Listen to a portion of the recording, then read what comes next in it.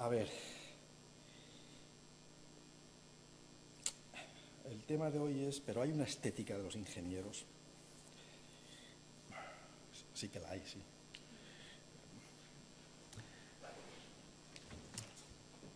Sí que la hay. La cuestión la he planteado de una manera muy pedagógica, con muy pocas diapositivas, ¿no? Con muy pocas imágenes, para intentar ir a los cuatro conceptos. En cualquier caso, más que la estética, yo prefiero hablar de la cultura formal de los ingenieros, pero en fin, seguiremos hablando de estética, ¿no?, para entendernos. Es un tema bastante resbaladizo, ¿no? Porque si ya, de hecho, la estética en general es bastante resbaladizo, pues no veas tú, no veis vosotros en el caso de la ingeniería, ¿no? Quizás para empezar, hay tres textos fundamentales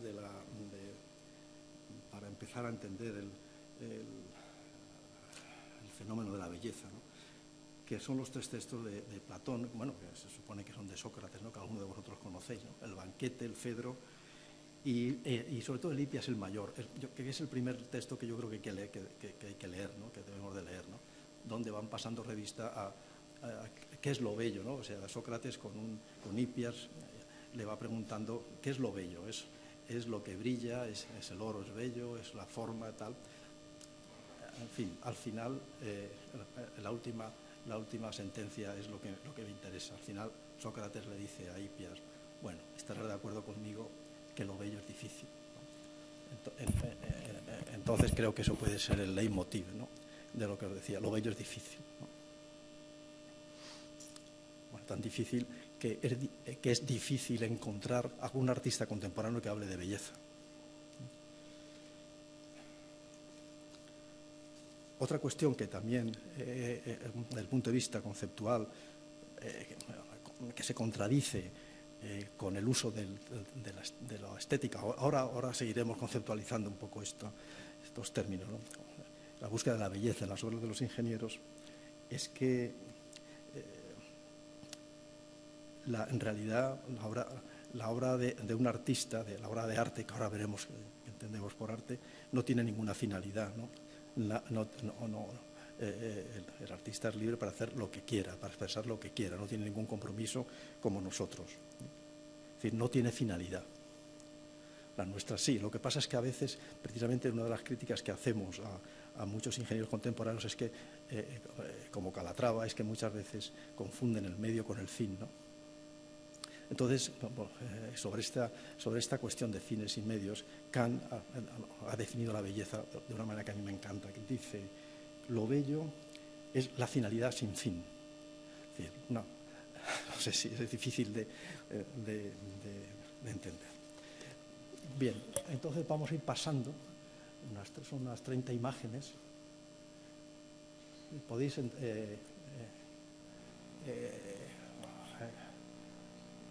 interpelarme si queréis.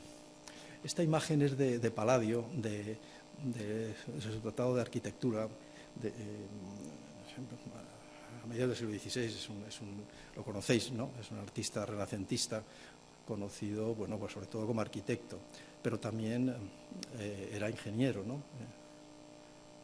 El puente Rialto no es de él, pero él se presentó al concurso, que podéis ver en alguno de las imágenes de Venecia de Canaletto, ¿no? Y afortunadamente ganó Antonio da Ponte, mucho más desconocido que un ingeniero, ¿no?, mucho más desconocido que Palladio.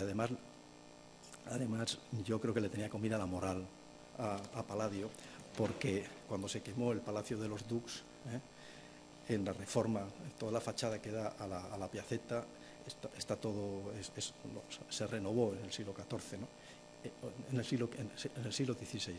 Entonces, en el concurso le ganó también Antonio da Ponte, además fijaros el nombre, da Ponte le ganó a Palladio, ¿no? Se lo encargaron a él. Bien, esta imagen, ¿por qué os la he traído? Bueno, porque ejemplariza quizás un concepto de la estética clásica, ¿no? La belleza está en el objeto. Y entonces hay un canon, ¿no?, al que deben de someterse las formas para que sean bellas, ¿no? El nombre de canon, quizás el más famoso, es el canon de Policleto, el famoso escultor, ¿no?, que se ha perdido, ¿no?, donde explicaba todas las relaciones geométricas que hay en una escultura. Era tremendamente racional. Mi maestro Fernández Ordóñez, el ingeniero, decía que, bueno, él estaba enamorado de Policleto, ¿no?, y él, desgraciadamente, murió, bueno, relativamente joven, con 65 años. Él siempre tenía la ilusión de escribir un relato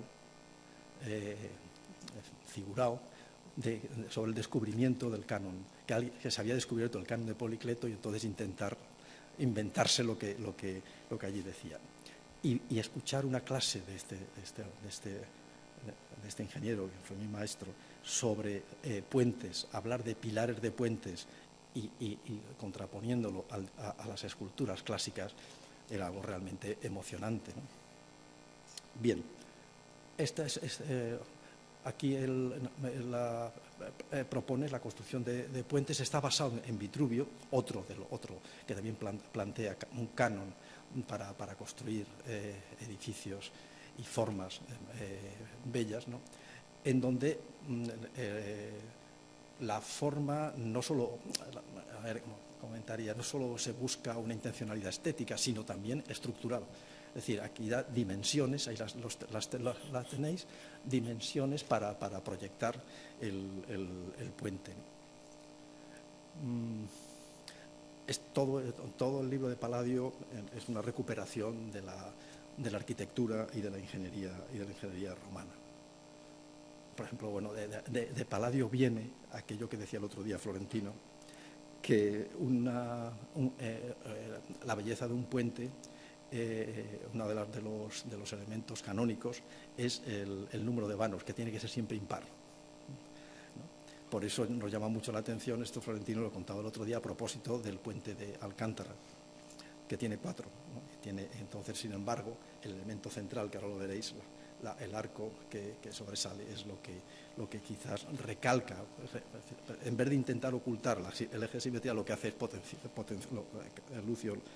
Cayo Lucio Lácer lo potencia, ¿no? Bien, en el libro de Palladio tenéis, pues, también, esta es una de sus villas, que son las arquitecturas más conocidas que están por todo el Véneto, ¿no?, y que vale la pena, ¿no?, recorrerlas. Bien, a partir del siglo del XVIII hay un cambio en la valoración estética, un cambio radical, porque del objeto se pasa al sujeto. Es decir, si en el mundo clásico la belleza se fundaba en la razón, en las proporciones, en la estética moderna se va a fundar en las sensaciones. Es que es subjetivo. Todo esto arranca del siglo XVIII. Lo que pasa es que no hay reglas fijas, ¿no? Cada artista se mueve y cada uno se mueve por sus ideas, y en cada época siempre hay algunas ideas dominantes, y sobre todo hay los principios que emanan de las academias oficiales, que son las que dictaminan qué es lo bello y qué no es así. Lo que pasa es que todo eso, la modernidad, se lleva por delante a todas las academias, ¿no? Que es uno de los signos de la modernidad, la libertad absoluta, ¿no?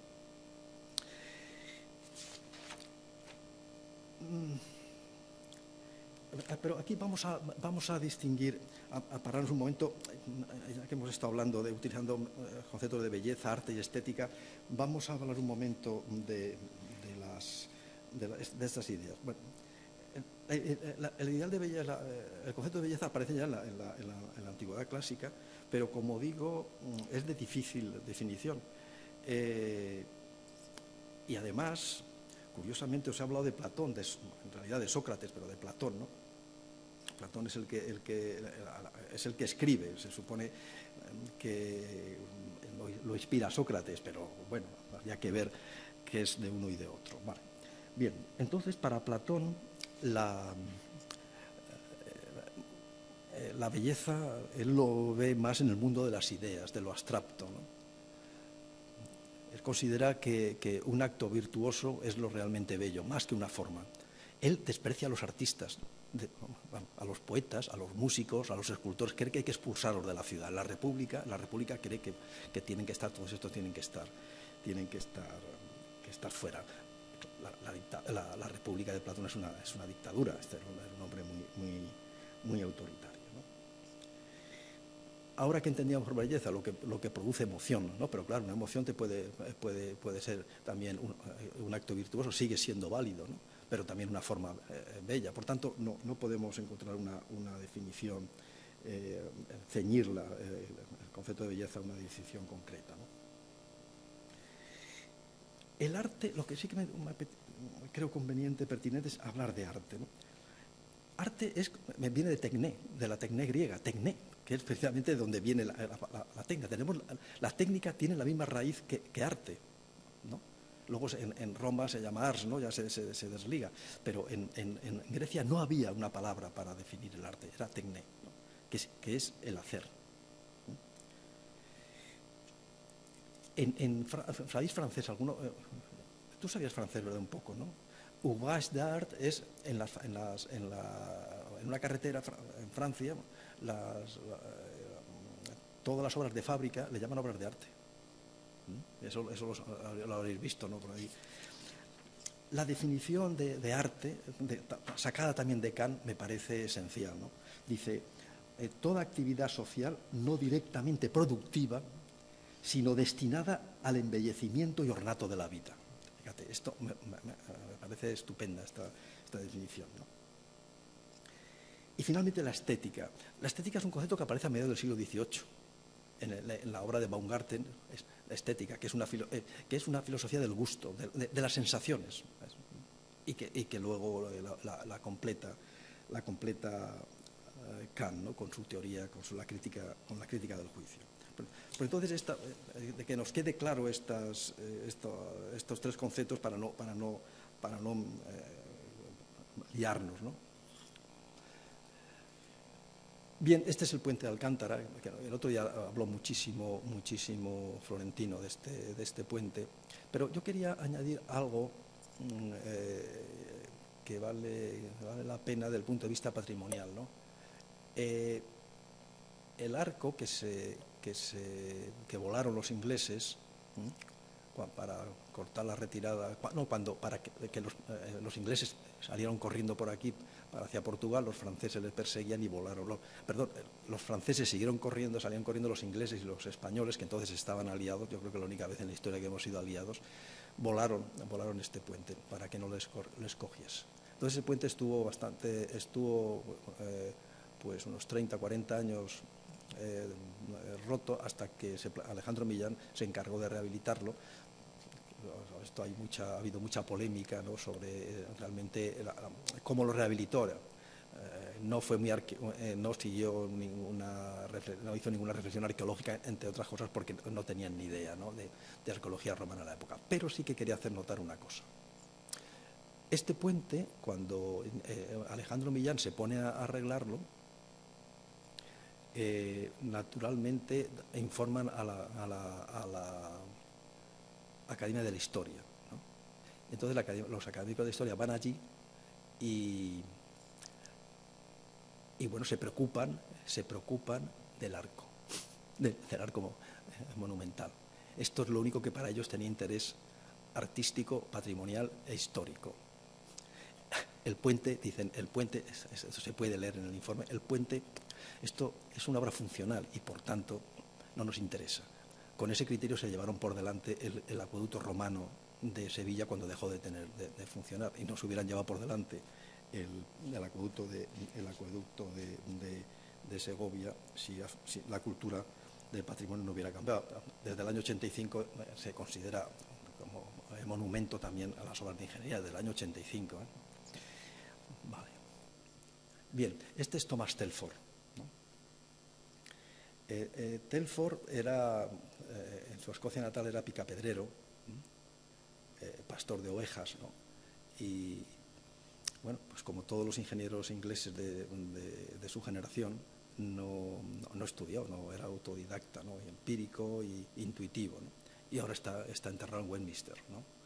Al lado de las grandes figuras del imperio, ¿no?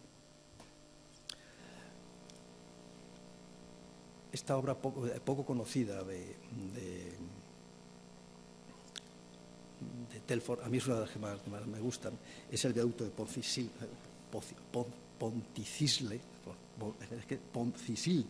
es difícil de pronunciar. Es un puente, es un acueducto de fundición, es mixto, es una estructura mixta de fundición y de fábrica, ¿no?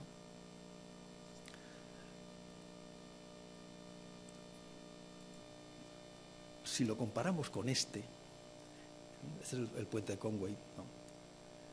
Aquí se ve perfectamente, estas dos imágenes yo creo que nos sirven para hacer una reflexión sobre el concepto de belleza, con un concepto de belleza, de estética de las obras del ingeniero que han pervivido durante muchos años, ¿no? Aquí hay una intencionalidad clara de embellecimiento, ¿no?, de la obra para adaptarse al medio, ¿no?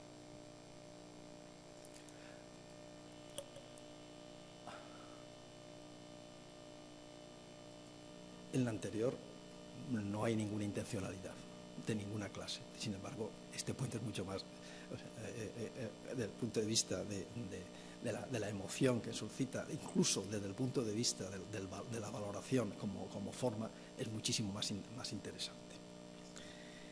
¿Qué es lo que podemos extraer de aquí? Que precisamente cuando los ingenieros no aplican esa intencionalidad de hacer algo bonito o algo bello, es cuando proyectan las obras más interesantes a lo largo del siglo XIX. ¿Por qué? Porque quizás son más auténticos, ¿eh? Porque se pone en juego su alma sensible, su sensibilidad interior, ¿eh?, que veremos ahora en otros proyectistas hasta llegar a Freyssinet, ¿no?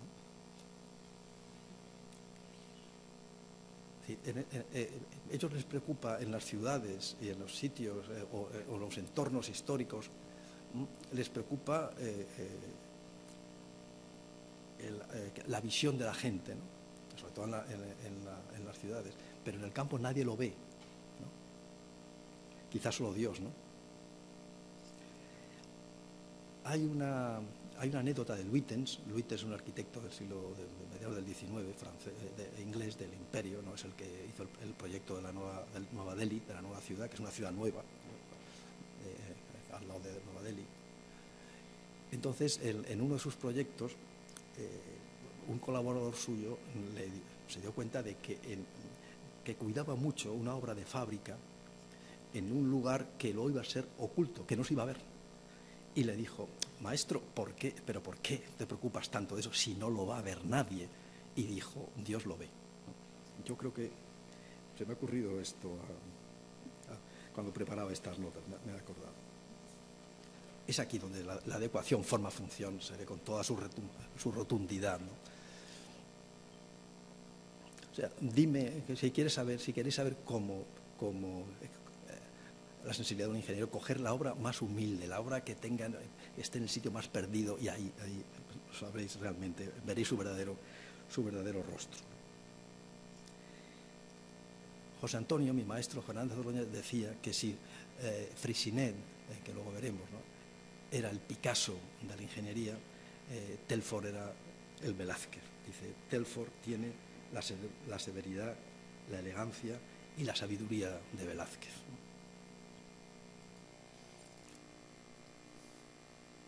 Fijaros,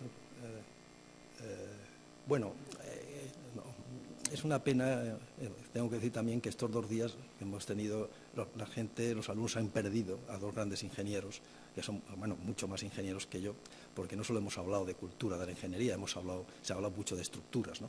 Y entonces Nacho y Florentino, pues creo que son referentes en este tipo en esta tipología de ingeniería. Bueno, os quiero contar, fijaros, todavía son cadenas, no son cables, eran cadenas, que eran unos eslabones, unas pletinas, ¿no? Ahora lo veréis Menai, ¿no? Este es Menai, que sigue siendo, es otro gran puente de Telford, ¿no? Aquí también está en medio del estrecho, no tiene ninguna concesión formal, ¿no? Bueno, este es Brunel. Fijaros si comparáis la figura todavía 18esca de la imagen de Telford con Brunel, bueno, pues no tiene nada que ver, ¿no? Yo creo que bueno, esto podríamos escribir bastante lo que sugiere, ¿verdad?, esta imagen, ¿no? Esta foto está al lado cuando estaba construyendo el Great Easter, el primer barco de vapor de ruedas que cruzó el Atlántico, que lo proyectó. Brunel era hijo de Brunel padre, que fue el primero que construyó un túnel por debajo del Támesis. Brunel era ingeniero, empresario, en fin, era un personaje bastante interesante. Este es el puente de Clifton, que lo hizo Brunel con gran cabreo de un Telford ya anciano, ¿no?, que quería hacerlo él, y proyecta un puente con columnas neogóticas que ni siquiera lo he traído para que no enturbiar la imagen que quiero que os quedéis de Telford. De todos modos, Brunel en su biografía cuenta hace una pequeña reflexión sobre el diseño de las pilas de Clifton, y entonces él sigue el gusto de la época por la cultura egipcia, que estaba muy de moda entonces, después de que Napoleón pusiese en valor toda la cultura egipcia después del viaje que hicieron a comienzos del 19. El puente Britannia, que también lo estuvimos viendo el otro día, ¿no?, tiene una reflexión bastante interesante desde el punto de vista estructural y estético, bueno, pues que yo comparto. Es un puente horrible, sin embargo, pues es uno de los puentes que quizás marcan un hito en la historia de la ingeniería en el 19, por la aportación. Es el primer puente de cajón, la primera viga cajón, ¿no? Como las que usamos ahora. Lo que pasa es que aquí la rodadura va por dentro, el tren va por dentro, ¿verdad? Entonces hay un pequeño embellecimiento, pero bueno, está en medio del campo y sigue con ese lenguaje severo y austero y funcional de las obras en medio del campo. Hablando de escribir sobre lo que nos sugiere estos retratos de que hablaba de Brunel, no tiene ningún desperdicio Revlin, el proyectista y constructor del puente de Brooklyn. Fijaros que tiene una mirada clara, azul, tiene los ojos azules, penetrante. A mí esos ojos me fascinan, ¿no? Muere durante la construcción del puente, no directamente, como sí que le va a ocurrir a su hijo. Bueno, no muere su hijo, pero tuvo un accidente. Es una vista, me imagino que habéis estado todo en Nueva York, y la verdad es que si cualquier turista en Nueva York tiene como referente y como icono el puente de Brooklyn, yo creo que nosotros es uno de los 3 puentes que hay que ver, ¿no?, y pasar por esta pasarela de peatones, ¿no?, que construyó, que proyectó Revlin, ¿no?, y que es una de las innovaciones urbanísticas realmente del puente. Aquí ya hay cables, ya es un puente de cables, porque Revlin fue uno de los pioneros en la construcción de cables en Estados Unidos. Revlin muere cuando estaban cuando estaban empezando la obra, y le sucede su hijo Washington, ¿no? Una de las operaciones más complicadas y más peligrosas en la época era las cimentaciones debajo del agua, porque utilizaban cajones a presión. Entonces no habían ¿cómo se llama?, pulmones artificiales, creo que se llaman así, ¿no? Y entonces pues la gente se moría la gente se quedaba parapléjico. cuando salían, ¿no? Un pulmón de acero se llama, sí, es un pulmón de acero, ¿no? Se llama ahora, que lo utilizan los nadadores y todos estos, ¿vale? Entonces, Washington Revlin, construyendo una de las pilas, pues le atacó una apoplejía y se quedó paralítico. El puente estaba en los cimientos, ¿no? Entonces alquiló un piso, una casa en el lado de Brooklyn, muy cerca de la obra, donde desde la ventana se podía seguir perfectamente la obra y con prismáticos mucho mejor. Pero no se podía mover. Su mujer, Emily, que ha sido descubierta por los historiadores de la ingeniería recientemente, pues es la que se encargaba de llevarle los textos, las notas a los encargados de la obra para facilitar la dirección, ¿no? Entonces muchos historiadores ahora se preguntan, y bueno, nos hemos olvidado, el papel de esta mujer era puramente de correveidile. No puede ser, tenía que haber algo más, ¿no? Una obra no se dirige con un papel, con el libro de órdenes, ¿no? Hay algo más, ¿no? Y entonces pues han reavivado, valorado, se ha valorado muchísimo el papel de esta mujer, ¿no? En realidad, fijaros que no hay ingenieros todavía, en la historia no hay ninguna ingeniera todavía, ¿no?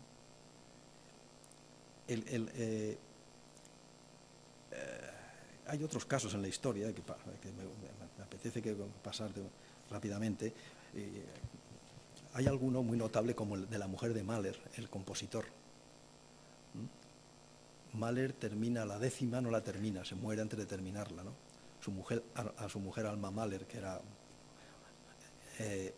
la biografía de Mahler, de Alma Mahler, sobre todo se os recomiendo a las chicas, para que veáis qué mujer, ¿no? Y para los señores tampoco nos viene, ¿no? Tampoco está mal leerla, ¿no? Entonces era mucho más joven que Mahler, ¿no? Y le pasaba las partituras. Es decir, Mahler era muy rápido y bueno, entonces interpretaba las partes.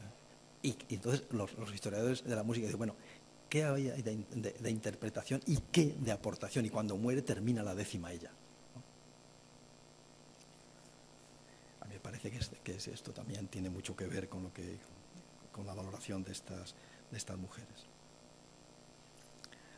Alma Mahler cuenta una anécdota que a los arquitectos no les hace ninguna gracia, y es que Gropius, el gran Walter Gropius, que fundó la Bauhaus, ¿no? Y que es uno de los dioses blancos, ¿no? que dijo cuando llegaron a Estados Unidos, y uno de los dioses blancos de los arquitectos, un tío interesante, todo hay que decirlo, ¿no? Estaba profundamente enamorado de Alma Mahler, ¿no? Porque era una mujer, la verdad, la pintó Klimt, ¿no? Una mujer que en la Viena de antes de la guerra, pues bueno, era una musa, ¿no? Kokoschka, el pintor, también estaba loco por ella. Fue fiel, parece ser que fue fiel a Mahler, ¿no? No tuvo ninguna aventura, pero Gropius llegó a presentarse en casa de Mahler y a hablar con Mahler y decir que estaba enamorado de su mujer y que a ver qué hacía, ¿no? Total, aquello no prosperó, pero en cuanto se muere Alma Mahler, pues se queda viuda y tiene ante ella un abanico de pretendientes, ¿no? A cual de ellos más interesante, y entonces ella más o menos lo dice en su memoria, lo dice, bueno, yo quería no quería tener muchos hijos, pero sí por lo menos uno, que fuese guapo y desde luego muy inteligente. Y elegí a Gropius, ¿no? Que Gropius naturalmente era un tío guapísimo, ¿no? Un tío rubio, alto, bueno, arquitecto, vamos, y entonces se casó con Gropius, y cuando ya la dejó embarazada le dijo, venga, puerta, chaval. Y entonces esto añado yo de mi cosecha. Entonces Gropius, despechado, se fue a Weimar y fundó la Bauhaus, ¿no? Entonces, de tan ilustre memoria en la historia de la arquitectura y de las artes, ¿no?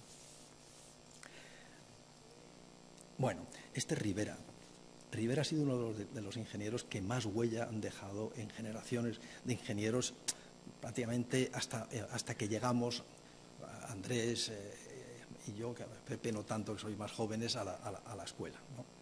Entonces empezó ya a aparecer otras corrientes, ¿no? Porque realmente a mí de Torroja no me hablaron para nada. Para mí Torroja era un señor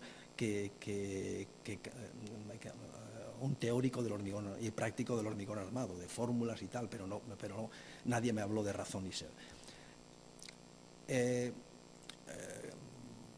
Este hombre, Rivera, fue proyectista, constructor, fundó la primera empresa moderna hidrocivil de obra civil.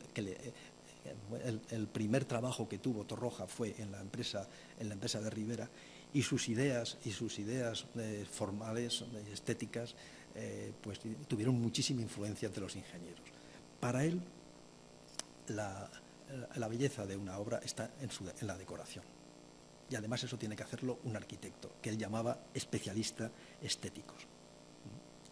Y entonces, bueno, pues llegaba a estos extremos, ¿no? en obras urbanas. Este es el puente de María Cristina, donde el otro día, encima de este puente, donde se presentó los actos de San Sebastián, de 2016, de la Capitalidad Europea de la Cultura, que lo han puesto a parir, por cierto, esos actos, ¿no? Como veis, es un puente de hormigón, es un puente de bóveda de hormigón, pero fijaros, esto lo hace su amigo Zapata, que es un arquitecto con el que trabajaba. Y él dice, si yo necesito un electricista, busco, en un problema de electricidad, una iluminación, busco un electricista.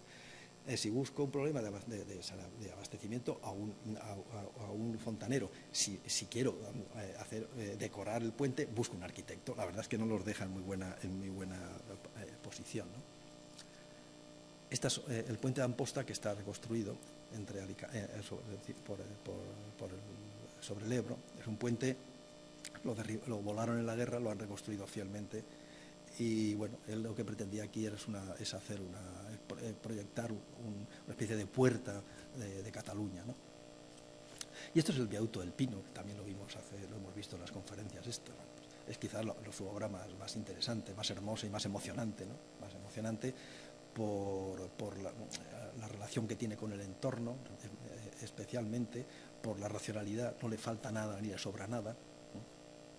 Es un arco de 120 metros de acero, que proyectó en los años 90 del 19, pero no pudo construir hasta 1914, porque él lo proyectó de acero y la Junta Consultiva de Caminos no le dejaba, porque no tenían claro cómo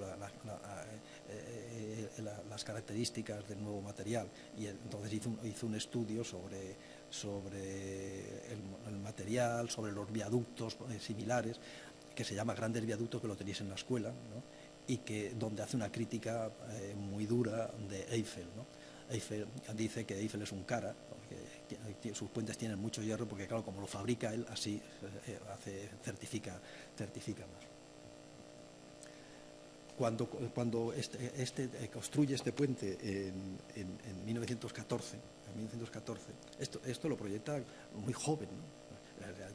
Es un chaval, acaba de terminar la carrera, pues tiene el entusiasmo y la ilusión de un ingeniero recién terminado, pero cuando en 1914 construye el puente, ya es un empresario, ya le preocupa más la pela que ha dejado atrás esas ideas juveniles, y escribe lo siguiente: ya sé que esta solución es de peor aspecto. Propone, bueno, reflexionando sobre el Pino, dibuja una solución parecida al viaducto de Canalejas de Alcoy, que son unas pilas rectas dos pilas, perdón, con tres tramos rectos, ¿no? de celosía. Dice, entonces, que hubiera sido lo que él cree que debía haber hecho. Yo sé que esta solución es de peor aspecto que la del ligerísimo y hasta, si se quiere, elegante arco que proyecté. Pero al considerar que el viaducto del Pino está en una zona alejada de todo turismo, que solo lo han de ver los vecinos de la región y los encargados de su conservación, se comprende que no merece gran sacrificio la estética de la obra. Fijaros, vincularlo, relacionarlo con lo que os contaba antes, ¿no? De dónde está lo auténtico del ingeniero, ¿no? Ya, esto no, en su ideario estético no cuadra, en primer lugar porque fue muy caro, sobre todo en el montaje, y en segundo lugar porque su ideario estético es que en el medio del campo no vale la pena, ¿no?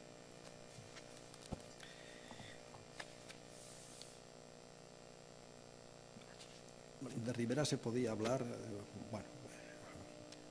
largo y tendido. Fue una de las primeras exposiciones que cuando Fernández Ordóñez fue presidente del colegio para realzar y poner en valor la figura de los ingenieros, una de las primeras, que no lo conocíamos. A mí la primera vez que me hablaron de Ribera, yo creía que estaban, cuando ya había terminado la carrera, yo creía que estaban hablando del pintor.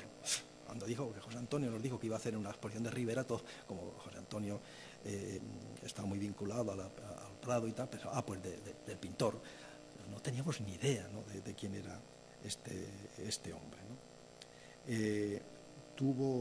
Era un hombre muy generoso, muy valiente. Cuando estaban construyendo el segundo depósito de Madrid, que estaba ensayando unas láminas muy delgadas, pero de poca luz, pero por un problema térmico, hizo mucho calor y no habían protegido bien se derrumbó, además se cayó con un castillo de naipes, y murieron 16 personas. El director de la obra que trabajaba para él era Mariano Luiña, que luego proyectó y construyó el viaducto de Elche, el viaducto de Canalejas de Elche. Él era el jefe de la empresa, ¿no? Pero Luiña era el ingeniero a pie de obra, ¿no? Responsable directo, ¿no? Bueno, Mariano Luiña, una depresión, que estuvo varios meses. Entonces el hombre asume toda la responsabilidad del desastre aquel, ¿no? Lo juzgan y la verdad es que lo absolvieron. Bien, me gustaría ver qué peritos intervenían entonces, pero claro, se desconocía bastante el comportamiento del hormigón y sobre todo de las láminas de hormigón en la época. Otro puente, he traído para... ¿sabéis, los jóvenes, sabéis este puente dónde está? Los chicos de primera fila. David, ¿no viniste a la excursión, David, el año pasado? Es verdad que tú estuviste, es verdad, sí. Este es el viaducto, ahí va, se me ha olvidado, ¿cómo se llama? San Jordi, el viaducto de San Jordi, ¿no?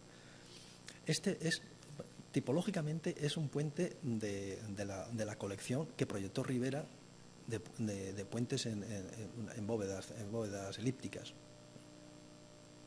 Lo que pasa es que lo han decorado. Es un puente, dos arquitectos lo decoraron.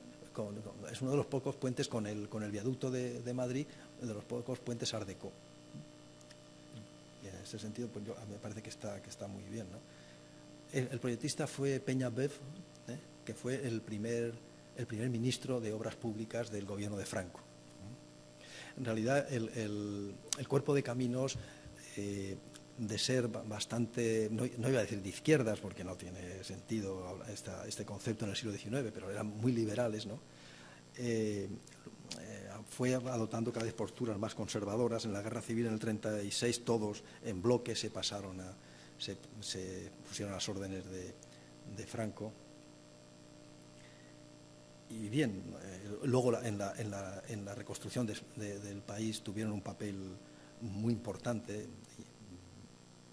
hay que reconocerlo, ¿no? La reconstrucción. Sin embargo, hay algo que yo creo que debíamos de haber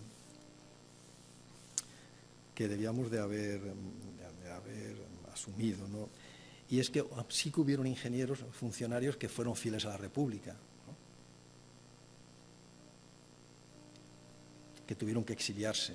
Y sin embargo, pues no, yo creo que que teníamos que haberle rendido el homenaje que se merecía, ¿no? Algunos de ellos, como Díaz Marta, un experto, un ingeniero hidráulico que volvió después de la muerte de Franco, fue el único que pude conocer, y que trabajó en las Naciones Unidas como experto de obras hidráulicas, que a Díaz Marta lo fusilaron, lo cogieron prisionero, lo fusilaron. como él dice, había nacido 2 veces. No le dieron, y en el tiro de gracia tampoco le dieron. Y consiguió, él dice que había nacido 2 veces, era un tipo realmente notable. Intenté en ingeniería, en la revista OP que hiciésemos un número dedicado, pero no, estos temas, desgraciadamente, todavía en este país no los tenemos muy claros, ¿no? Este es el puente de las 7 lunas de Alcoy. Lo hizo un ingeniero, Rosselló, que yo creo que tiene algo de Maillard en cuanto que utiliza las piezas de relación entre el arco y el tablero, son tabiques, que es la tipología que utiliza Maillard, que vais a ver. Y esto es el viaje que hicimos el año pasado, estos son los alumnos del curso del año pasado. Bien, Robert Maillard, yo le definía como el primer artista del hormigón armado, ¿no? Sus puentes, este es la Salgina, que quizás es el puente más conocido, que está en el Quinto Pino, o sea, subir aquí, yo de verdad es que no me explico ni cómo llegué, es un camino de cabras, o sea, yo estaba a punto de volverme, ¿no? Tiene las cargas limitadas, no tuve que dejar el coche, no pude pasar con el coche, pero bien, ha pasado la historia de la ingeniería, efectivamente es una pieza muy hermosa, pero es de 1930. En 1930 ya se había inventado el pretensado. Este es un puente todavía triarticulado. En aquel momento se hacen todavía, ya empiezan, la mayoría de los puentes ya no son triarticulados. La triarticulación, sabéis que se utiliza porque no se fían para asegurar el cálculo, para que la línea de presiones pase por la clave y por los arranques para poder calcularlo mejor, ¿no? O sea, que no es precisamente una innovación técnica, pero bueno, pues a Maillard lo han convertido con razón, porque realmente tiene forma, son realmente hermosas sus obras, ¿no? Pero, insisto, no aportó a la ingeniería muy poco, ¿no? Calatrava siempre ha dicho que es su maestro. Bueno, la verdad es que no se sabe muy bien por qué, porque sus formas no tienen nada que ver con, ahora veréis algún ingeniero contemporáneo, sí que hay un homenaje a Maillard. Lo que pasa es que era un hombre muy sensible, era amigo de artistas. Max Bill, el escultor, escribe una biografía preciosa en los años 50 sobre Maillard, ¿no?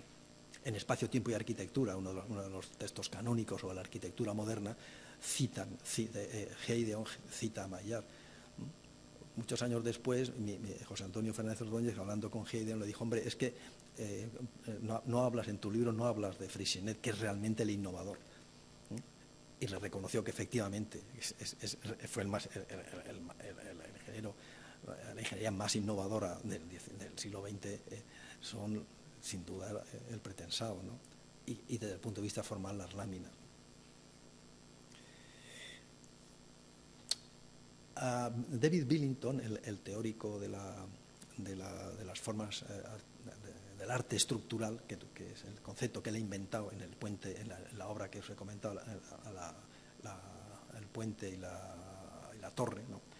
Él habla de arte estructural, que los ingenieros dominan lo que él llama un arte estructural.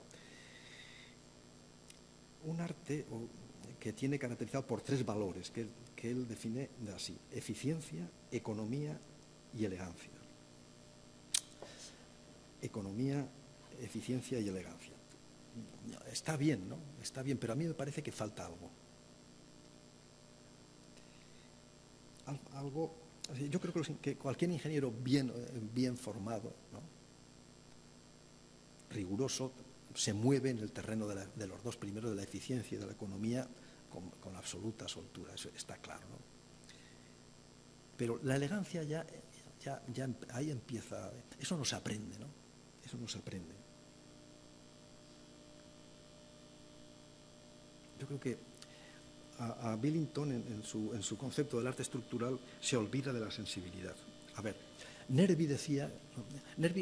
Fernández Ordóñez decía que era un funcionalista ingenuo. Nervi decía que una obra bien proyectada y bien calculada es una obra hermosa. Y el mundo está lleno de obras bien proyectadas y bien calculadas que son bastante horrorosas.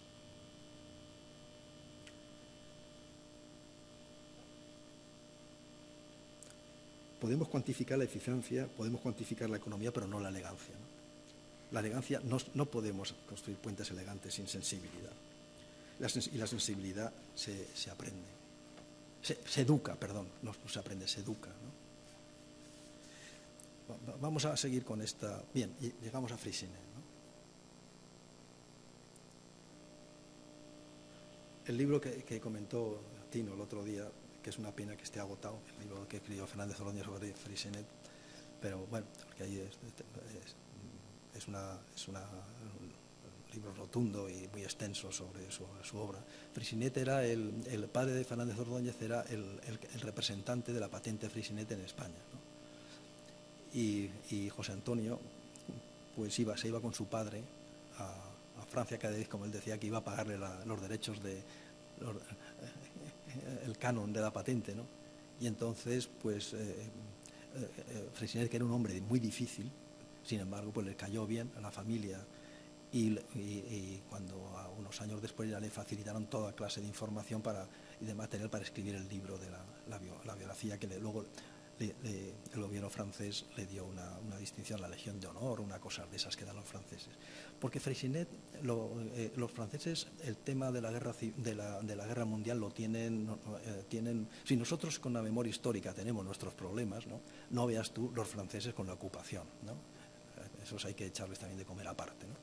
Bueno, pues aquí el que no se vinculó a la resistencia pues está políticamente incorrecto, ¿no? Y Freycinet había patentado el hormigón pretensado en el 28. Y entonces él se dedicó a Limousin, la empresa que él tenía la dejó y se dedicó exclusivamente con los ahorros, y casi se arruinó a investigar pues el pretensado, las cuñas, toda la tecnología y el oficio del pretensado.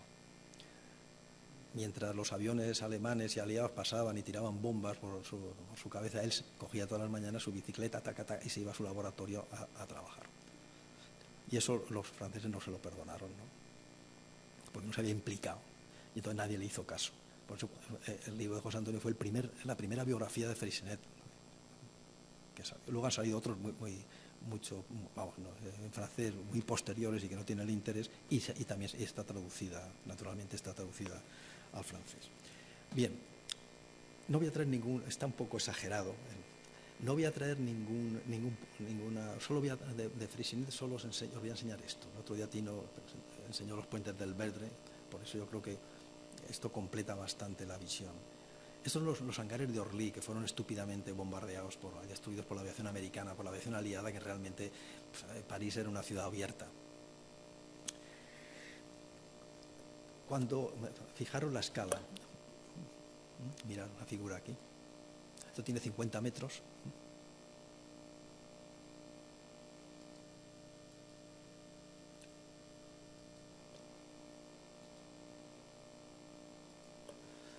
Cuando lo proyecta, lo construye, Le Corbusier, cuando entra aquí, bueno, exclama dice que ha sentido la misma emoción que cuando entró en una catedral gótica. Entonces, bueno, todo el mundo se entusiasma con esta estructura. La Architecture de Jordi, la revista de los arquitectos franceses, le dedican un número y le piden que escriba un artículo a Freycinet. Entonces Freycinet lo primero que dice es que las cosas del arte me son extrañas. Así empieza, ¿no? Si he hecho arquitectura ha sido sin quererlo. Y lo explica. Él explica que en este proyecto, en el concurso, ganan el concurso con una solución y cuando después de ganar se dan cuenta que se han equivocado con el hierro, les falta hierro. Y entonces tiene que modificar el proyecto. Entonces, la solución inicial, que eran 2 láminas con unos tabiques, entonces hace una lámina quebrada, una lámina de 9 centímetros, pero una lámina quebrada, que tiene que ahorrar como sea, ¿no? Para no perder dinero.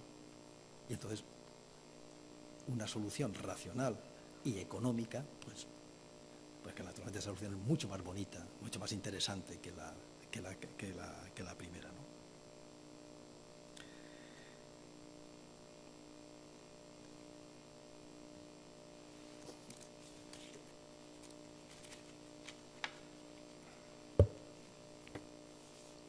Voy a leer algunas. Dice, en ese artículo, dice, esta impresión, la impresión que se siente cuando se entra allí, reconoce, dice, él lo reconoce que es una fuerte impresión, ¿no? Esta impresión no es únicamente inducida por las dimensiones desacostumbradas del edificio, es ante todo una sensación de equilibrio, de armonía y de orden, la certeza espontánea que cada detalle es justo el que debía de ser.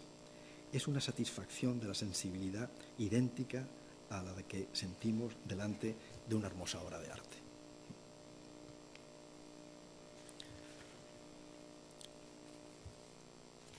El pensamiento estético de Freycinet se funda en la búsqueda de la perfección técnica, formal y estética. Y eso exige poner toda su alma, cito, toda su alma en el proyecto. Y decía, otra cita, como todo hombre que persigue un ideal, el constructor, el ingeniero, tendrá deseos, más aún que de imaginación, de inteligencia o de ciencia, de cualidades morales, honradez, sinceridad, hacia sí mismo y a los demás, tenacidad, coraje, fe en sí mismo y en su obra, pasión y orgullo de su tarea.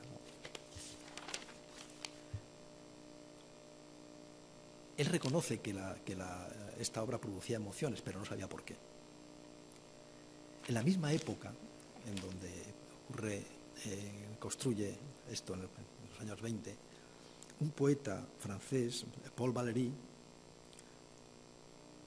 que probablemente ha escrito las páginas más hermosas e interesantes sobre la poética del construir, ¿no? Del hecho de construir, escribe un poema que se llama El cementerio marino, un poema de difícil comprensión, ¿no? Sin embargo, es una obra de arte muy hermosa por la musicalidad, las imágenes que suscita. Pero, sin embargo, cuando se le contestaba, bueno, ¿qué quieres decir con esta obra?, ¿no? Él decía, si se me interroga, si preocupa saber lo que yo he querido decir en un determinado poema, contesto que no he querido decir nada, sino he querido hacer. Para él la intencionalidad está en hacer. Es decir, yo veo un paralelismo, salvando las distancias, entre los hangares de Orly y un poema de Valéry. La intencionalidad de Freycinet también es constructiva, aunque carezca de la libertad del artista, ¿no?, y del poeta. Es una poética de la construcción, derivada del alma sensible del proyectista, que en ningún momento se plantea, bueno, ahora voy a hacer una cosa bonita o quiero expresar esto, ¿no? No sé si me entendéis. Decía Paul Valéry, de todos los actos, el más completo es el de construir. Una obra requiere amor, meditación, obediencia a la mejor de tus ideas y la invención por parte de tu alma de leyes y de muchas otras cosas que ni sospechabas tener. Esa obra mana de lo más íntimo de tu vida y aún así no se confunde contigo. Bueno, voy a seguir, pero me interesa recalcar el concepto de intencionalidad, ¿no?, que es algo muy común entre los ingenieros, ¿no?, y que yo creo que puede ser que algunos más virtuosos o que tengan apoyo de otras personas más sensibles pueden hacer esa intencionalidad y llevarlas a cabo, pero no creo que sea el mejor camino para hacer unas obras, una calidad, para obtener una calidad formal de nuestras obras. Yo creo que eso nace de nuestras experiencias estéticas, de nuestra educación sensible, ¿no? ¿A cuántas exposiciones? ¿Cuál es la última exposición que fuiste de pintura? Se sabe, claro. La primera visita que nos llevó José Antonio Fernández Ordóñez cuando éramos en su clase de arte, en la Escuela de Caminos, fue al Museo de Arte Moderno de Cuenca. porque le dije yo, encabezando una protesta de los alumnos después de una clase de arte moderno, bueno, este era el año 67, les dije que aquello era una mierda, ¿no? Que me iba a decir a mí que aquello era arte. Entonces nos dijo que éramos unos ignorantes y nos llevó y dijo, vais a enteraros. Entonces, en el Museo de Arte Moderno de Cuenca, que acababan de inaugurar, él conocía a todos los artistas, como Sempere, ¿no? Uno de los más conocidos, Lucio Muñoz, Rivera, y nos llevó a todos. Entonces tuvimos una mañana con ellos y para muchos de nosotros aquello fue una catarsis, fue un viaje iniciático en el que se produjo, como digo, una catarsis, un cambio en nuestra manera de ver el arte y la belleza. Bien, oye, ¿cómo voy de tiempo? Ostras. Bueno, Torroja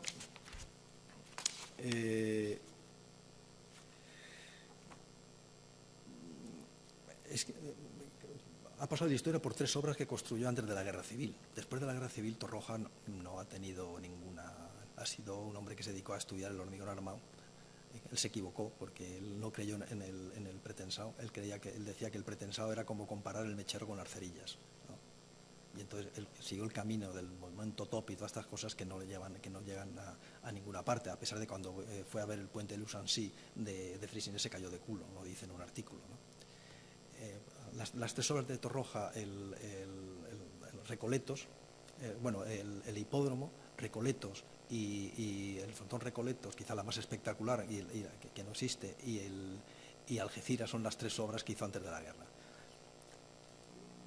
Estas son las láminas del hipódromo, la cubierta de Algeciras y sobre todo el frontón. El frontón Recoleto es una viga de 9 centímetros, una viga laminar que se apoya en los extremos, no funciona como una bóveda, estructuralmente es una estructura fascinante. Bien, solamente esta que se destruyó después de la guerra. Cayeron unos obuses, intentaron reforzarla con unos arcos, con unos anillos, y una noche cuando iban a empezar a hormigonar se hundió y se perdió. Después lo que hace desde el punto de vista formal no tiene ningún interés. ¿Por qué insisto en esto? Pues porque en estas tres obras colaboraron arquitectos con él. Esto conviene que lo repasemos, ¿no? Buenos arquitectos. Y es cierto que algunos arquitectos y al mismo tiempo escritores, historiadores de la arquitectura, como Bohigas, con bastante alegría han adjudicado estas obras a los arquitectos, poniendo a Freycinet de calculista, lo que me parece tremendamente injusto.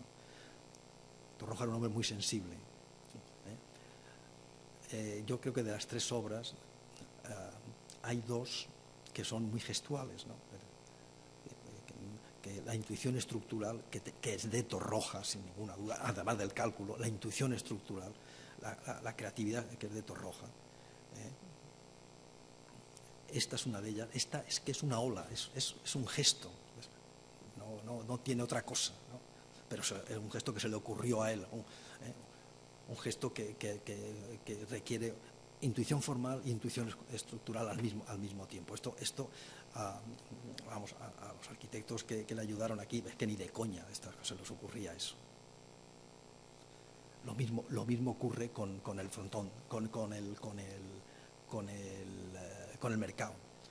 En el caso del hipódromo, la idea también hay una idea gestual, ¿no? Pero está mucho más trabajado después. Yo creo que donde Arniches y Domínguez, por cierto, arquitectos comunistas que están enterrados en Praga, ¿no?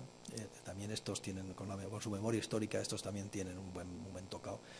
Entonces fueron fundamentales y ellos siempre admiraron y elogiaron a Torroja, no como el calculista oscuro, no, sino como un compañero, ¿no? Para es que luego pues estos, el Bohigas y todos estos.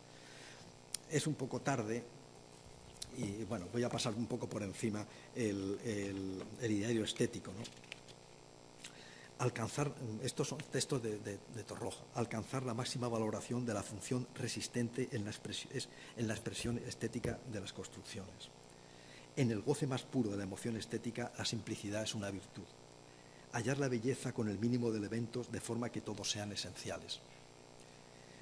Si se da entrada a algún tema ornamental, independizarlo netamente y destacarlo por contraste sobre el resto. No puede haber satisfacción estética si el tipo, las formas o las proporciones estructurales no corresponden al material que los expresa. Esto es algo que en este momento se ha abandonado, la tectónica, el material. Me parece muy significativo que en la gran exposición que le monta la Generalitat a Santiago Calatrava en el año 85, 86, en La Lonja, vosotros no sé si os acordáis de aquello, porque entonces no era muy conocido, ¿no? Le montan una exposición en La Lonja de Valencia, con todo maquetas. Solo estaba construyendo el puente de Bac de Roda, un puente, que es muy bonito, ¿no? Todo lo que queráis, pero no había hecho, y sí, en Zurich había hecho algunas cosas, ¿no? Le montan una exposición en toda La Lonja. Las maquetas eran de metacrilato. Yo creo que el metacrilato es una metáfora del no material. Es decir, me da igual, lo que importa es la forma, me da igual que sea de hormigón, de acero o de plástico, ¿no? Eso no es la tradición de la ingeniería, ¿no?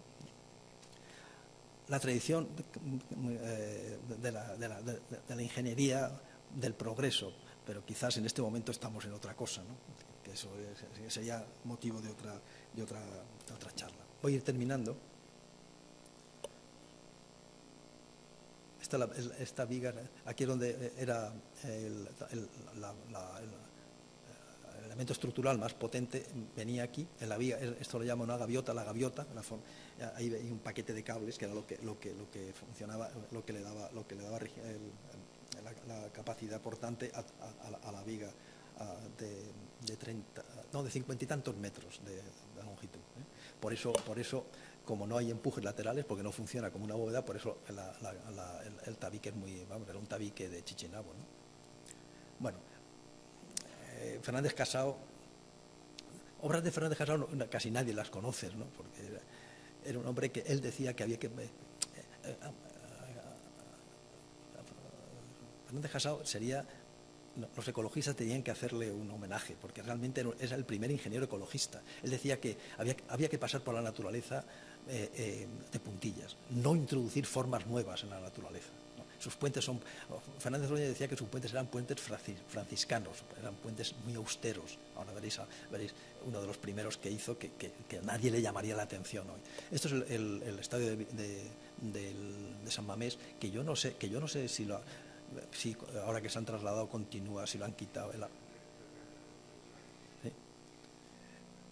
Este es el puente del Pardo, una pieza esencial en él teoriza sobre los puentes de altura estricta, que él llamaba, ¿no? Unos puentes de rasante baja, que de una austeridad tremenda, ¿no? Ya os digo, que no perturbe para nada la naturaleza y el paisaje.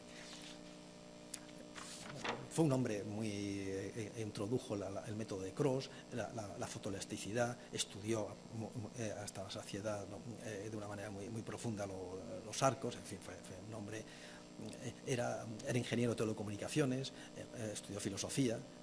Sus textos del seminario Zubiri son muy interesantes, aunque escribía fatal, pero vale la pena. A mí me parece que los tres ingenieros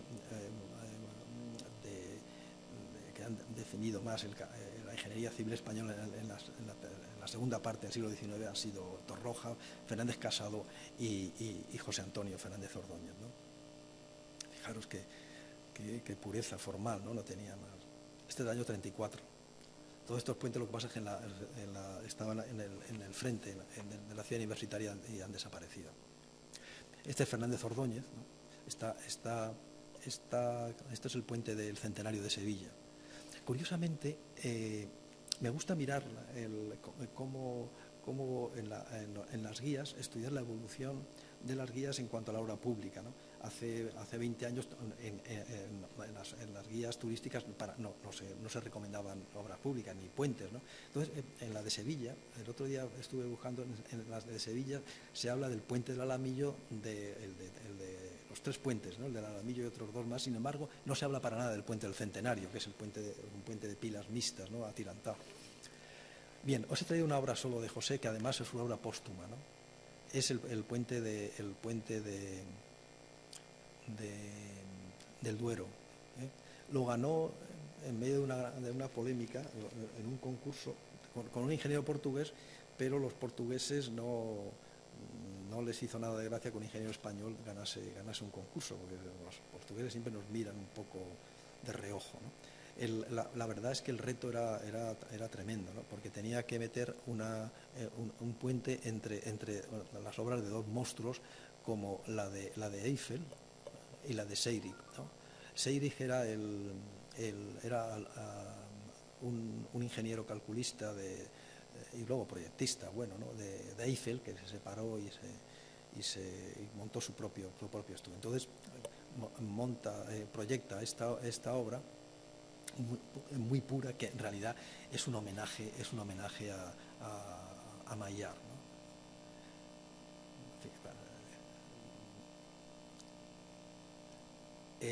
Es un dintel. Es un dintel que es la estructura inferior, pues sirve para aguantar lo que le falta al dintel, ¿no? El hueco, porque pasa el metro, tiene 4 metros, casi 5 metros de canto.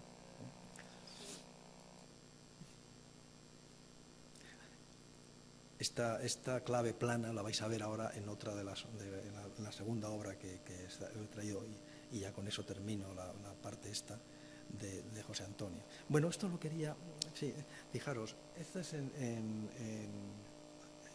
los alrededores de Sevilla hay una Itálica, es una ciudad romana, ¿no?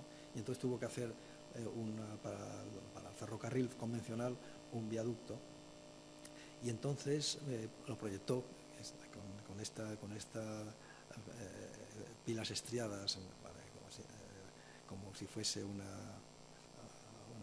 analogía de la arquitectura clásica, pero luego le metió un canto que, vamos, absolutamente que no tiene nada que ver con el estructural, porque las luces no son muy grandes, ¿no?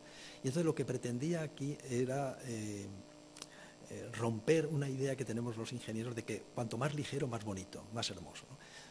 Entonces él demostraba que en la arquitectura griega, el arquitrabe, a veces las proporciones entre el arquitrabe y la luz en el Partenón no tienen nada de ligero. Entonces metió esto aquí, que además no es el canto de la viga, sino es una especie de parapeto que mete, ¿no? Esto además tiene las proporciones de un templo griego, ¿no? Esta es este es Guggenheim, esta es la pasarela que proyectó, que tampoco vio terminada, que parece que está suspendida en el aire. Esta es una pieza urbana, es de acero inoxidable. En esta obra colaboró su hijo Lorenzo, que es arquitecto, y aquí está la maestría de Lorenzo, se ve en estos detalles. Bien, he traído de los arquitectos jóvenes. Este es un chico muy joven, ahora está haciendo el doctorado, va a terminar el doctorado ahora, ¿no? Es un vasco, Guisasola, y entonces a mí me parece que estas formas enlazan perfectamente con esa tradición de la ingeniería que José Antonio Fernández Ordóñez implantó y que algunos seguimos, ¿no? Esa pureza formal, ¿no? Hay compañeros que le llaman minimalismo a esto, ¿no? Sabéis que el minimalismo es una corriente artística. Yo no se me ha ocurrido nunca llamarle así, pero sí. El minimalismo arranca de aquello de menos es más, ¿no? de Mies, ¿no? Aunque en realidad el menos es más, que se convirtió en un lema estético y con resultados realmente interesantes, pero como todos los sólidos se desvanecen en el aire, ¿no? Como decía Marx, ¿no? Y bueno, pues a la larga este aforismo pues degeneró, ¿no? Y entonces Venturi, el arquitecto posmoderno, decía menos es más aburrido, ¿no? y entonces Venturi construye edificios. Por ejemplo, si había que construir un edificio, una tienda de helados, pues entonces ponía un helado en la puerta, goteando, ¿no? Fijaros qué formas tan hermosas, ¿no? Lo he conocido, a este chico lo he conocido ahora, gracias a Nacho, el ingeniero, el primer conferenciante de la serie de estos días. Bueno, esto es lo puso el otro día Tino, este es el puente de Calatrava en Mérida, puente romano. Comparto completamente la tesis de Tino, por supuesto, de que aquí lo que mandan el protagonista de este paisaje es el puente romano, ¿no? Con la rasante horizontal, pero es que el concurso del puente también lo decía. El concurso del puente decía que tenía que fijarse, el puente no podía sobrepasar la rasante del puente del puente romano. Entonces llega, todo esto me lo contó José Antonio Fernández Rodríguez, que estaba en el tribunal, ¿no? Entonces estaba reunido ahí el jurado, y cuando llega el Calatrava con su maravillosa maqueta de metacrilato, ¿no? Tal, todos dijeron, bueno, esto no puede ser, esto no cumple las normas. Pero el presidente de Extremadura, que era aquel que estuvo muchos años, ¿no? Dijo, importa un pito que el pliego de condiciones diga, este es el puente que a mí me gusta, y se va a hacer este puente. Así que, venga, se acabó el jurado y se ha construido. Bueno, esto es una exhibición de atrocidades. Que es increíble, porque además, bueno, aquí hay un despilfarro también, ¿no? Porque todo esto supone, el primer día se habló mucho de esto, ¿no? de formas repugnantes, que además suponen un despilfarro de dinero público. Esto no merece pues más desprecio absoluto, ¿no? O esto.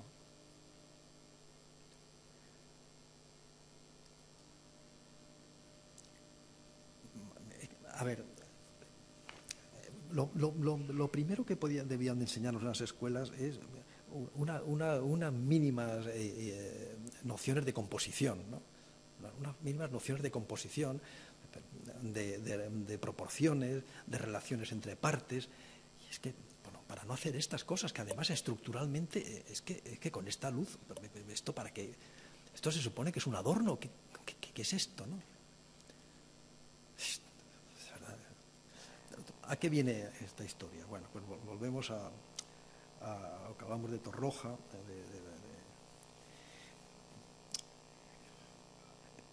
Los ingenieros no tenemos una educación formal, ¿no?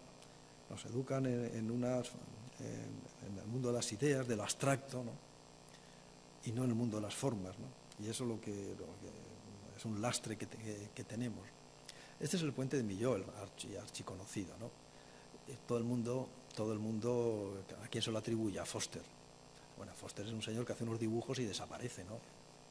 Y entran unos equipos de formidables ingenieros constructores, que son entre ellos dirigidos por Michel Virgolet, que son los que tiran para adelante y realizan la hazaña constructiva de este puente. Pero para la gente de hazaña constructiva, nada. Esto es una forma, es una imagen maravillosa, que es cierto, ¿no?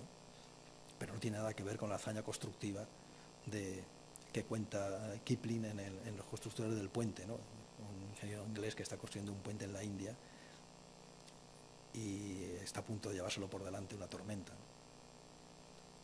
A estos ingenieros, que les importaba un pito el aspecto, lo importante era realmente lo que representaba, ¿no? El significado que tenía, ¿no? De civilización, de utilidad, y en realidad es una aplicación del concepto, podríamos vincularlo al concepto de belleza platónico, de lo bello es lo bueno, ¿no? Es el bien, lo útil también es un bien. Lo mismo ocurre con el puente de Brooklyn, cuando José Martí, que luego fue el líder de la Revolución Cubana, era periodista en Nueva York, cubre la construcción del puente de Brooklyn, y entonces dice que es un puente feo, pero sin embargo se habla emocionado de sus constructores, de la hazaña constructiva, de cómo se juegan la vida la gente en los cajones, ¿no? Pero reconoce que es un puente feo, ¿no? Hombre, no, tampoco es para tanto. Bien, a lo que voy con esto es que es justo o injusto. Pues deberíamos de dilucidarlo, ¿no? Realmente lo que ocurre es que en el siglo XIX el proyectista y el constructor eran la misma persona. Aquí, ¿quién es el constructor realmente? Virgolé dirige el equipo, pero aquí hay 20 ingenierías, ¿no? Lo que está claro es que Virgolé, como ocurría con Torroja, cuando se pone a hacer algo solo, hace esto. Y esto es francamente, no es precisamente para emocionar mucho, ¿no? Y aquí me pone de manifiesto pues, las limitaciones formales que tenemos los ingenieros. Virgolé es bastante más joven que yo, ¿no?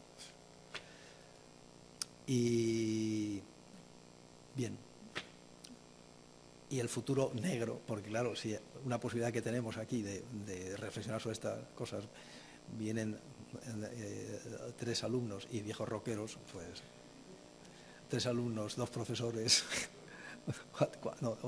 5 alumnos, pues estamos arreglados.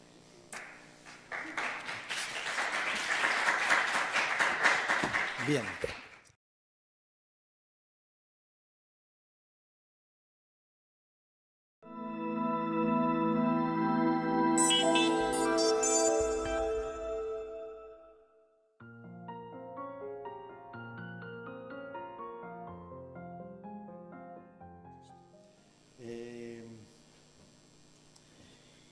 A ver,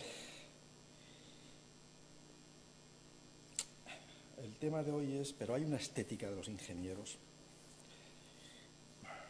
Sí que la hay, sí.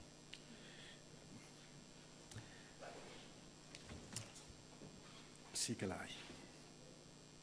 La cuestión la he planteado de una manera muy pedagógica, con muy pocas diapositivas, ¿no? Con muy pocas imágenes, para intentar ir a los 4 conceptos. En cualquier caso, más que la estética, yo prefiero hablar de la cultura formal de los ingenieros, pero en fin, seguiremos hablando de estética, ¿no? Para entendernos. Es un tema bastante resbaladizo, ¿no? Porque si ya, de hecho, la estética en general es bastante resbaladizo, pues no veas tú, no veis vosotros en el caso de la ingeniería, ¿no? Quizás para empezar, hay 3 textos fundamentales para empezar a entender el fenómeno de la belleza, ¿no? Que son los 3 textos de Platón, bueno, que se supone que son de Sócrates, ¿no? Que alguno de vosotros conocéis, ¿no? El banquete, el Fedro y sobre todo el Hipias el Mayor, que es el primer texto que yo creo que hay que leer, ¿no? Que debemos de leer, ¿no? Donde van pasando revista a qué es lo bello, ¿no? O sea, Sócrates con Hipias le va preguntando qué es lo bello, es lo que brilla, es el oro, es bello, es la forma, tal. En fin, al final, la última sentencia es lo que me interesa. Al final, siempre tenía la ilusión de escribir un relato figurado sobre el descubrimiento del canon, que se había descubierto el canon de Policleto y entonces intentar inventarse lo que allí decía. Y escuchar una clase de este ingeniero, que fue mi maestro, sobre puentes, hablar de pilares de puentes y contraponiéndolo a las esculturas clásicas, era algo realmente emocionante, ¿no? Bien, aquí propone la construcción de puentes, está basado en Vitruvio, otro que también plantea un canon para construir edificios y formas bellas, ¿no? En donde la forma no solo, no solo se busca una intencionalidad estética, sino también estructural. Es decir, aquí da dimensiones, ahí las tenéis, dimensiones para proyectar el puente.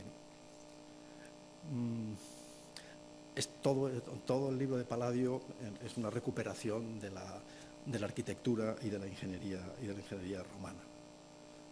Por ejemplo, bueno, de Palladio viene aquello que decía el otro día Florentino, que la belleza de un puente, uno de los elementos canónicos es el número de vanos, que tiene que ser siempre impar. Por eso nos llama mucho la atención, esto Florentino lo contaba el otro día a propósito del puente de Alcántara, que tiene 4, ¿no? Entonces, sin embargo, el elemento central, que ahora lo veréis, el arco que sobresale, es lo que quizás recalca, en vez de intentar ocultar el eje de simetría, lo que hace es Cayo Lucio Lácer Sócrates le dice a Hipias, bueno, estarás de acuerdo conmigo que lo bello es difícil, ¿no? Entonces creo que eso puede ser el leitmotiv, ¿no?, de lo que os decía, lo bello es difícil, ¿no? Bueno, tan difícil que es difícil encontrar algún artista contemporáneo que hable de belleza. Otra cuestión que también, desde el punto de vista conceptual, que se contradice con el uso de la estética, ahora seguiremos conceptualizando un poco estos términos, ¿no? La búsqueda de la belleza en las obras de los ingenieros es que en realidad la obra de un artista, la obra de arte, que ahora veremos que entendemos por arte, no tiene ninguna finalidad, ¿no? El artista es libre para hacer lo que quiera, para expresar lo que quiera, no tiene ningún compromiso como nosotros. Es decir, no tiene finalidad. La nuestra sí. Lo que pasa es que a veces, precisamente, una de las críticas que hacemos a muchos ingenieros contemporáneos es que, como Calatrava, es que muchas veces confunden el medio con el fin, ¿no? Entonces, sobre esta cuestión de fines y medios, Kant ha definido la belleza de una manera que a mí me encanta, que dice, lo bello es la finalidad sin fin. Es decir, no sé si es difícil de entender. Bien, entonces vamos a ir pasando, son unas 30 imágenes. Podéis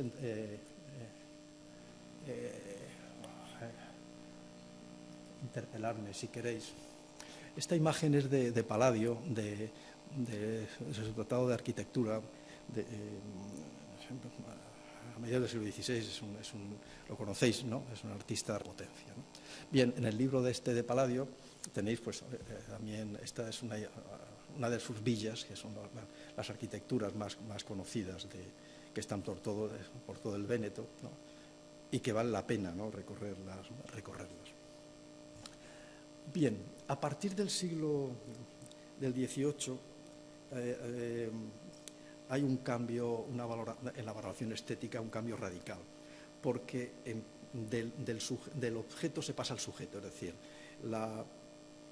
si en el mundo clásico la belleza se fundaba en la razón, en las proporciones, en la estética moderna se va a fundar en las sensaciones.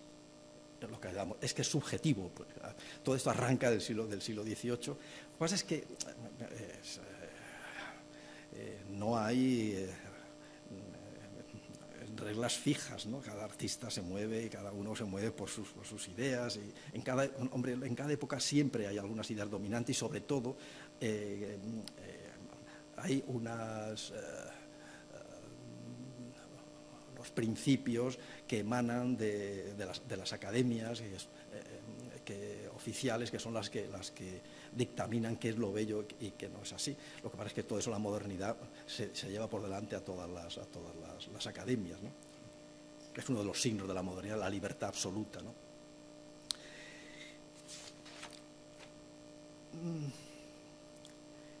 Pero aquí vamos a distinguir, a pararnos un momento, ya que hemos estado hablando utilizando conceptos de belleza, arte y estética, vamos a hablar un momento de estas ideas. Bueno, el ideal de belleza, el concepto de belleza aparece ya en la antigüedad clásica, pero, como digo, es de difícil definición. Renacentista, conocido, bueno, pues sobre todo como arquitecto, pero también era ingeniero, ¿no? El puente de Rialto no es de él, pero él se presentó al concurso, que podéis ver en alguno de las imágenes de Venecia de Canaletto, ¿no? Y afortunadamente ganó Antonio da Ponte, mucho más desconocido que un ingeniero, ¿no? Mucho más desconocido que Palladio. Además, yo creo que le tenía comida la moral a Palladio, porque cuando se quemó el Palacio de los Dux, en la Reforma, toda la fachada que da a la Piazzetta, está todo, se renovó en el siglo XIV, ¿no? en el siglo XVI. Entonces, en el concurso le ganó también Antonio da Ponte, además fijaros el nombre, da Ponte le ganó a Palladio, ¿no? Se lo encargaron a él. Bien, esta imagen, ¿por qué os la he traído? Bueno, porque ejemplariza quizás un concepto de la estética clásica, ¿no? La belleza está en el objeto. Y entonces hay un canon, ¿no? al que deben de someterse las formas para que sean bellas, ¿no? El nombre de canon, quizás el más famoso, es el canon de Policleto, el famoso escultor, ¿no? Que se ha perdido, ¿no? Donde explicaba todas las relaciones geométricas que hay en una escultura, ¿no? Era tremendamente racional. Mi maestro Fernández Ordóñez, el ingeniero, decía que, bueno, él estaba enamorado de Policleto, ¿no? Y él, desgraciadamente, murió, bueno, relativamente joven, con 65 años. Él